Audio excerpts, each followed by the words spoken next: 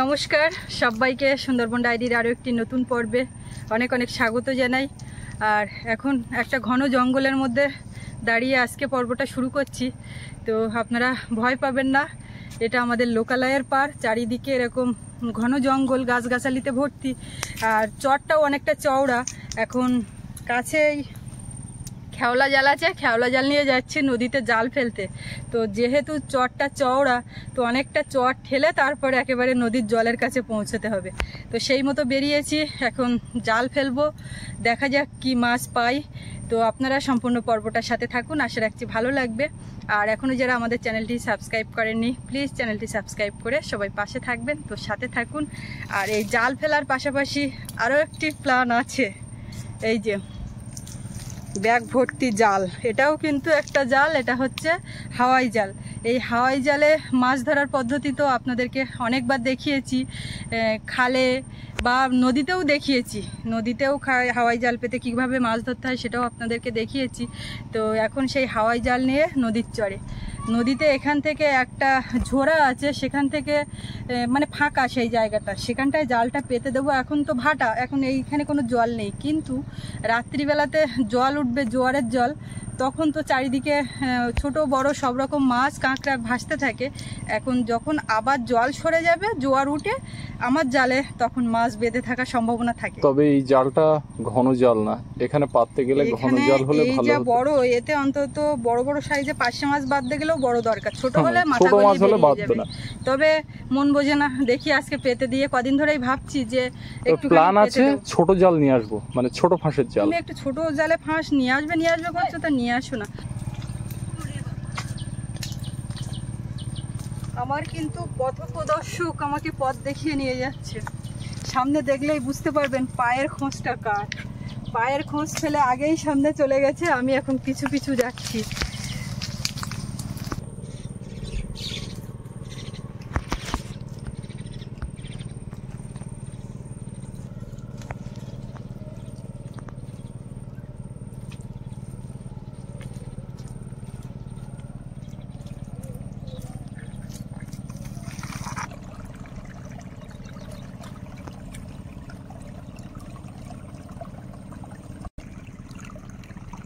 গোমরের কূলে চলে এলাম, ঝোড়ার মুখ দিয়ে জল সরছে।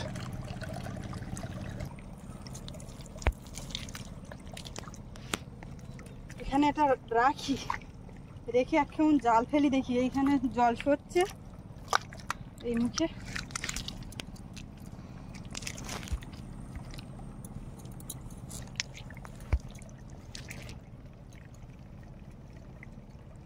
এই জায়গাটা এলে, এই জায়গাটা খাড়াই জায়গা, এইখানটা জালটা পেতে দিয়ে আর ওই পাশে ওই দিকে যাবো। এখন ফেলে আগে দেখি কি হচ্ছে।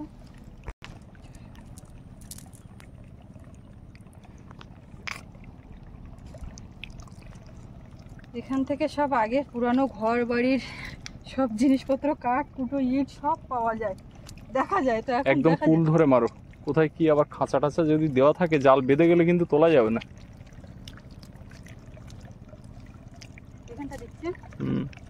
জল সরছে ওই জায়গাটা, পড়লো না তো ভয়ে ভয়ে,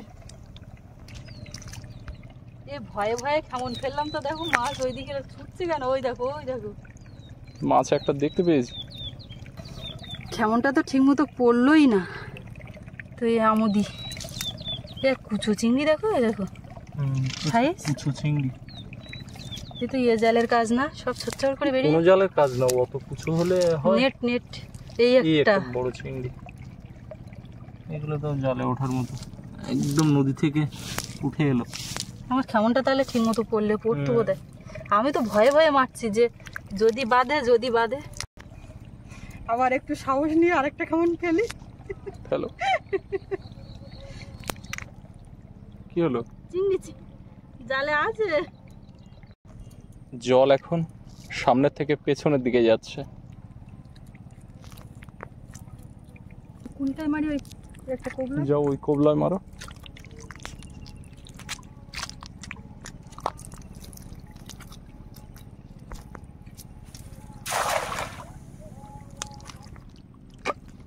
চিংড়ি লাভ দিচ্ছে, দেখো কুচো চিংড়ি।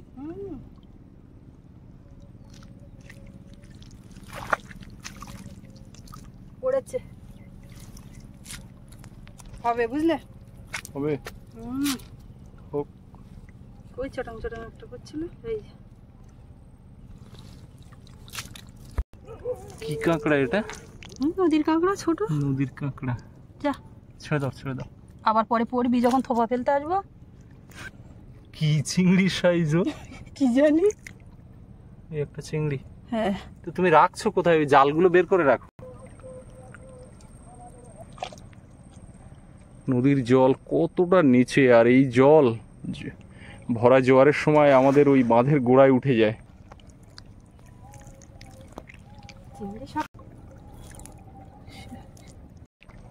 জাল দুটো ব্যাগের থেকে বের করে এখানে রাখতে লাগি, পরে পাচ্ছি।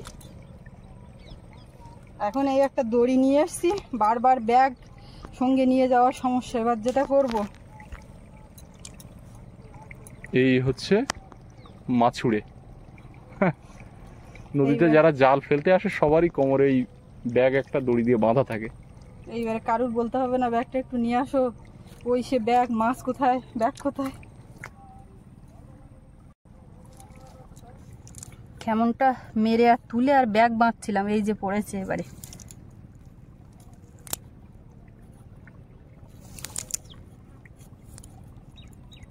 এই এই এই এই এই এই এই এই দাঁড়া। এই ঢাল দিয়ে হাঁটা চলা একটু সাবধানে করতে হয়, কারণ এই ঢালে সব ওই ঘরবাড়ি ছিল তো, কোথায় কি পাথর, খোয়া, লোহা, ভাঙাচোরা এটা ওটা পড়ে থাকে, তো ওই জন্য একটু দেখে শুনে হাঁটতে হবে।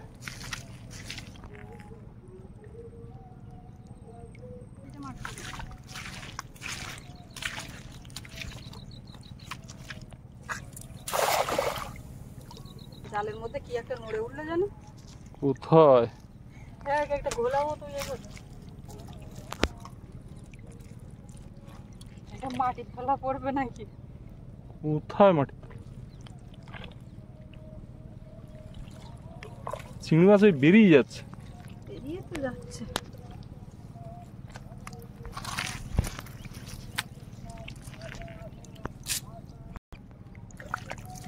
এটা কি মাছ? বেলে মাছ? হুম, না না, ভোঁদা মাছ। ভোঁদা, ভোঁদ বেলে। বেলে আর চিংড়ি।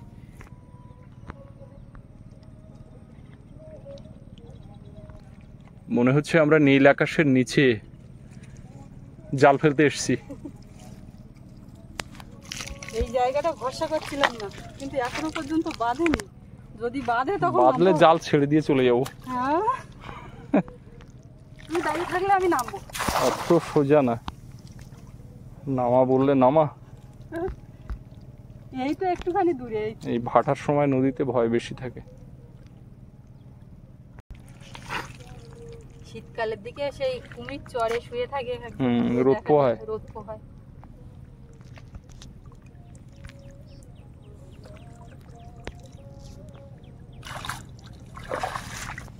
এই জালেই লাস্ট বার মাছ ধরা। আমি কিন্তু এই জালে আর মাছ ধরবো না।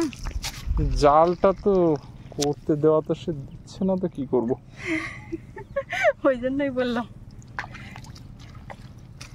এইখান থেকে সোজা ওই বিনাপানি ঘাট দেখা যাচ্ছে, মনে হচ্ছে একেবারে কাছে, কিন্তু রাস্তা দিয়ে হাঁটতে গেলে এখন বেশ, মানে কোল ব্যাগ নিয়েছে একটা বাঁশের মধ্যে, এখান থেকে ওটা মিলে গেছে। এই মাটিতে কিন্তু একটু বালি মিশল আছে, বেলে বেলে হালকা।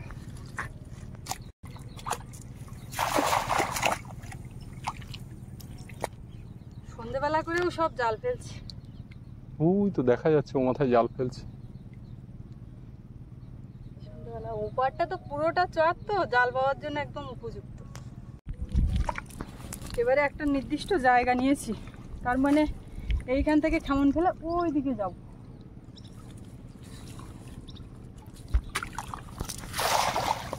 এর ওপাশে যাওয়া যাবে না, ওদিকে খাঁচা দেওয়া।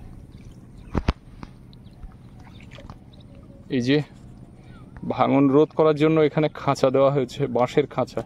এই খাঁচার ব্যাপক গুণ, এই খাঁচা অনেক বড় বড় ভাঙনকে একদম রুখে দেয়, দিয়ে চর ফেলে দেয়। তো যদি যেখানে ভাঙন লেগেছে সেখানে যদি সরকারি উদ্যোগে এই খাঁচা ডবল করে ফেলা হয় তাহলে সেই ভাঙন রোধ করা সম্ভব, কিন্তু সব ক্ষেত্রে সেটা হয় না। এখানে দরকার ছিল 200 বা 500, সেখানে হয়তো 70টা খাঁচা দেওয়া, তাতে কি হবে? এই মাছটা দেখো কি মাছ, ভেটকির পোনা সম্ভবত, না দাঁত নে, দাঁত নেটা হবে ভেটকি না, পানখাগির বাচ্চা, পানখাগির বাচ্চা। আমার কাছ থেকে জালটা ও নিল, বলছে আমাকে দাও দেখি এখন ফেলি। এই মোটামুটি বড় পানখাগি তুলেছে। ভালো জালটা নিয়ে আসি, তারপরে নদীতে জাল ফেলবো। ঠিক আছে। এখন যে হাওয়াই জালগুলো উঠেছে, হাওয়াই জাল দিয়ে আর এই কাঠি লাগিয়ে বিরাট এরিয়া জুড়ে খেমন মারা যায়, কিন্তু ওই জালগুলো ছিঁড়ে গেলে আর সারাই করা যায় না, চায় না যায়। চলো আমি পেছন পেছন হাঁটছি, একটা খেমন ফেলো বড় করে। বাহ, তোলো এবার, তারপর দেখছি কি পড়ছে।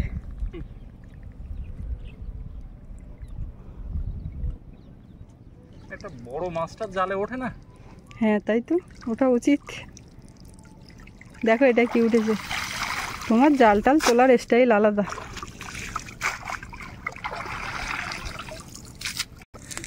ওঠে নাই, ওঠে নাই, ওঠে নাই। তাহলে কি এই একটা পানখাগি দিল? একটা পানখাগি পা ডেবে যাচ্ছে না, না এখান থেকে পা দিলে মোটামুটি পাঁক। আর একটা নৌকা যাচ্ছে, ওটা রামপুর ঘাটের ওখানে, ঘাটের কাছে জটিরামপুর। ও আচ্ছা আচ্ছা, চিংড়ির দেখা পেয়েছি একটা, পড়েছে এই যে সেম সাইজ, একটু বড়। ব্যাগটা এগিয়ে দেবে তো। দেখো আমার কোমরে ব্যাগ বাঁধা টানাটানি করছে। এই একটা দুটো সারাদিন বাইরে থাকলে পড়বে, 2-4টে করে না পড়লে ভালো লাগে না, সাইজ বড় না। একটা ওই কপালে বাঁধা টর্চ নিতে হবে, আর জালটা নিয়ে আসার পরে কপালে বাঁধা টর্চ নেবো, রাত্রে মাছ ধরতে হবে। আর কোমরে ব্যাগ।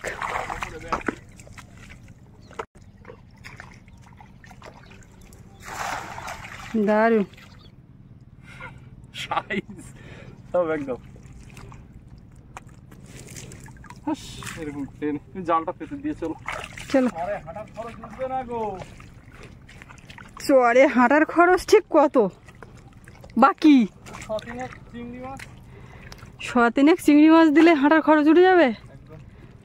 তবে আমি আজকে হয়তো বা দিতে পারছি না, কিন্তু তোমার নতুন জালটা নিয়ে আসো, আমি ঠিক দেবো।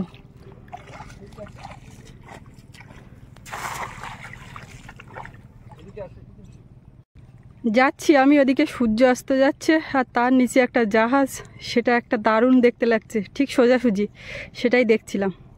এধারে এসো। এবার বলো কি খবর? দেখো আর একটা কিসে ওই পানখাগির বাচ্চা। এই তো এই তো এই তো এই তো এই তো চিংড়ির সাইজ খুবই ছোট। এই তো এই মাছটা। ভালো জাল হলে মাছ পড়বে। ওই তো ওই মাছ, ছোট মাছ হলেও যা ভালো লাগে খেতে। দাও দাও দাও, এই মাছগুলো পুকুরে ছাড়া যেত গো। এই জানতে যাই, কাঁকড়া কাঁকড়া কাঁকড়া ছোট, ও ছেড়ে দাও। এই কাঁকড়া পুকুরে ছাড়লে অবশ্য থাকে না, ওইটা কি ভোঁত বেলে? ভোঁত বেলে। ওই তো এতে ওতে করে হয়ে যাবেন না। ছেড়ে দি, দাও দাও, বড় হও, বাঁচো। এসো দেখি। অনেক পেয়েছে মনে হচ্ছে, সেই যেখান থেকে শুরু করেছিলাম সেখানেই। এই যে দেখো জালের মধ্যে দেখতে পাচ্ছ কুচো চিংড়ি, একদম একদম। ওই যে জালের থেকে, ঘালের থেকে পড়ছে। এই যে প্রচুর চিংড়ি, একটু সাইজটা ছোট কিন্তু অনেক। এই লাভ দিয়ে চলে যায় না, তুমি সব কুড়িয়ে নাও। সব কুচো চিংড়ির বাচ্চা। এ বড় কয়েকটা পড়েছে, ওই দেখো, ওই তো এদিক ওদিক করে হয়ে যাবে গনি। ওই জালের মধ্যে দেখো। আসলে কি বলো তো, এই জায়গাটা জল সরছে তো, ওই জন্য। এইরকম পড়লে তো ঠিক আছে বলো, মোটামুটি মোটামুটি মন তোলা যায় না। এইখান থেকে জল সরছে এই জায়গাটা একদম। চট ঠেলে হাঁটতে হাঁটতে পুরো মুখে ঘাম জমে গেছে। আর ওই যে জালটা রেখে গেছিলাম সেখানেই আছে, জালটা পাততে হবে। ও জাল ফেলছে, আমার কষ্ট না দেখতে পেয়ে জালটা নিয়ে নিল, নিয়ে এখন কেমন ফেলছে। আর আমি কিন্তু সেই পেছন পেছনে হেঁটেই চলেছি। আমি যখন ফেলছিলাম তখন ও যাচ্ছিল আগে আগে, আমি এখন ওই দিক থেকে আসার সময় পেছন পেছন আসছি। এমনটাও অনেকবারই হয়েছে এরকম নদীতে জাল ফেলা। সববার না, আমার পেছনের সামনের কথা বলছি না, অনেকবার বলতে যে কবারই জাল ফেলা হয়েছে সেই কবারের কথাই বলছি। তার মানে বলতে হবে সববার, আমারই ভুল হয়েছে এরকম নদীতে জাল ফেলা। জাল ফেলে পোষাচ্ছে না, ওই জালটা পেতে দাও। কোথায় পাতবে বলছো? এই ঝোড়ার মুখী পাতবো একেবারে। বেশ এ মাথা থেকে ও মাথা হয়ে গেল। আজকে ইচ্ছা ছিল একেবারে ওই দিকে যাব, ওই পাশটা বেশ মাছ ধরার জায়গা। এখানটা ভরসা ছিল না, ভাবছিলাম বেঁধে টেঁধে যায় নাকি। তবে আজকে এই ছেঁড়া জালে এ মাথা থেকে ও মাথা করার পরে বুঝতে পারছি যে বাঁধবে না, তাহলে নতুন জাল নিয়ে এসে এখানে বাওয়া যাবে। ওই লাক্সারি বোটটা দূরে দেখা যাচ্ছিল, আস্তে আস্তে কাছে চলে আসছে। এখন বিকালবেলা এই সূর্যাস্ত দেখার ব্যাপারটা, এইটা কিন্তু খুব রঙিন না হলেও একরকম দেখতে লাগছে আজকে। এই যে লাইটটা কমালে দেখা যাচ্ছে।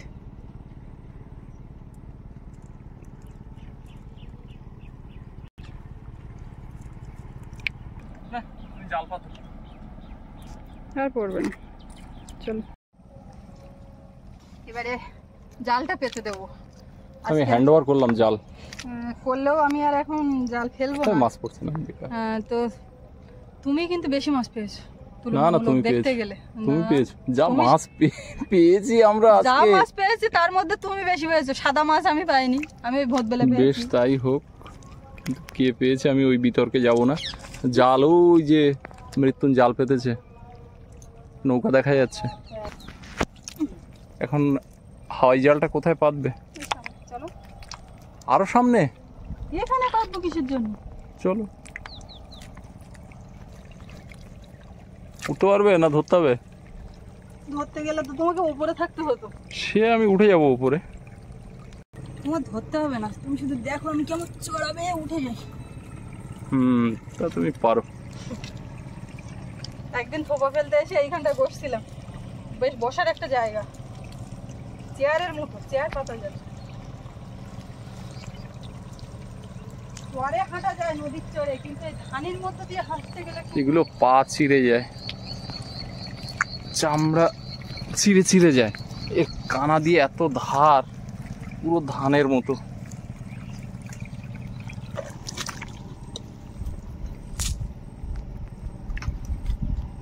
কোথায় দেবে? ওই গাছের গা থেকে কত দেখি।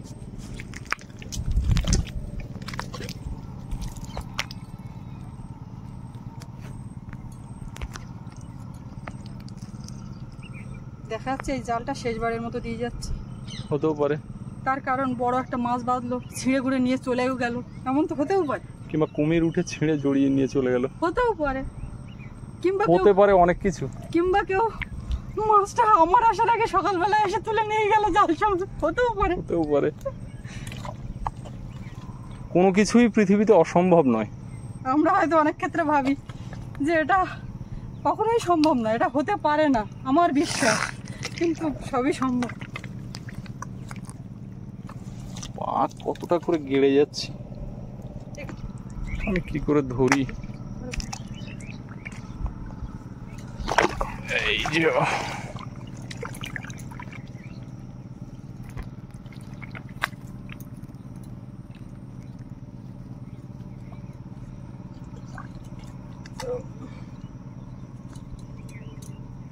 এই জালটা অ্যাকচুয়ালি বড় শোল মাছ মারার জন্য নিয়ে আসা হয়েছিল।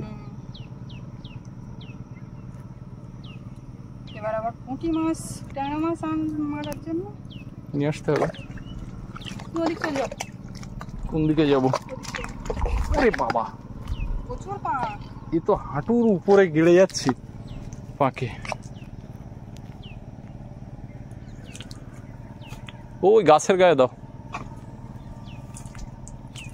এখানেও আমি একটা গাছের গায়ে, দাঁড়াও দাঁড়াও, কত দূর হলো? একটু ঢিলা দাও। আচ্ছা, এই গাছের গায়ে দেবো নাকি এই সামনের গাছের গায়ে দেবো? একটু সামনে দাও। তাই চলো, তাহলে তুমি টানো ওদিকে। আমি তো উঠতেই পারছি না।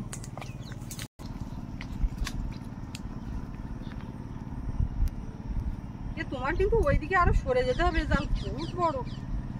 তো দাও, এই যে গাছটাই লম্বা উঁচু হয়ে আছে, ওই গাছের গায়ে বাঁধো, তারপর দেখা যাক এখানে কোন গাছে হচ্ছে।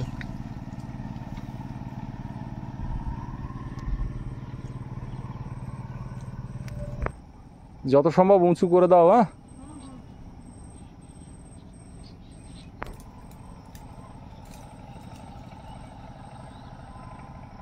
দেখুন এই যে ঝোড়া নেমেছে, নদীগুলো সৃষ্টি হওয়ার পেছনে কিন্তু এইরকমই একটা সূত্র কাজ করে। উঁচু জায়গা থেকে জল নেমে আসছে নিচের দিকে, আস্তে আস্তে একটা ক্যানেল মতো হয়ে যাচ্ছে, গিয়ে যেখানে গিয়ে মিলে যাচ্ছে সেখানে আরও বড় হচ্ছে। তো এইগুলোকে নদীর চরে অনেকই দেখা যায়, আর এগুলো ঝোড়া বলি আমরা। আর এই ঝোড়ার মুখে প্রচুর মাছ টাছ পড়ে, ওঠে, লাগে, জলটা নামে যেহেতু। যেমন আমাদের এই দত্ত নদীটা অনেকটা লম্বা, কিন্তু আমাদের দ্বীপের একটা মাঝখানে এসে মিলিয়ে গেছে। তো ওটাও কিন্তু ওই চড়া থেকে জল নামতো কোনো এক সময়, এবং ওটাও একরকম ঝোড়া টাইপ অফ।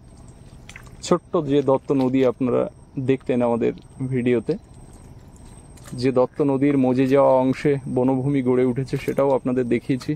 প্রচুর পাখি বসে সেখানে। আজকে আমাদের এখানে পাখির ডাক শুনতে পাচ্ছি না, না এখনো আসার সময় হয়ে ওঠেনি? আসার সময় হয়নি, বেলা হয়েছে না। বাস, আমি ছেড়ে দিই একদম আমার কাছে।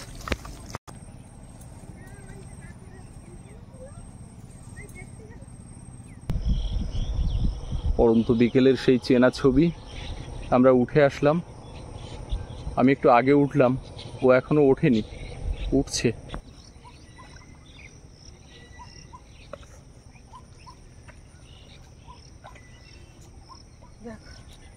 আলোর মুখ দেখলাম তো না, এখান থেকে উঠতে পারবে না। এই ঘাসগুলো, এইগুলো ধরো, পা দাঁড়াবে না ওখানে। আমি যেখান থেকে সেখান থেকে উঠেছি, আমার সঙ্গে তোমার তুলনা করলে হবে?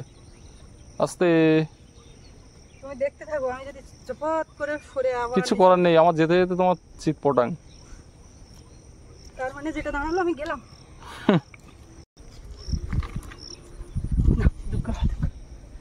এতক্ষণ বলতে পারছিলাম না, এখনো চান্স ছিল। এত সুন্দর সাদা জায়গায় চোখ পড়ছে নাকি? না না, কাদা মেঘে ভূত। এই লাস্ট এখানে জালে করতে গিয়ে একেবারে বেশি কাদাতে গেড়ে গেছি। সোনা, ও সোনা, কি করছো? তো এবারে জাল টাল ধুয়ে গা ধুয়ে উঠবো। তো আজকে পর্বটা এখানে শেষ করব।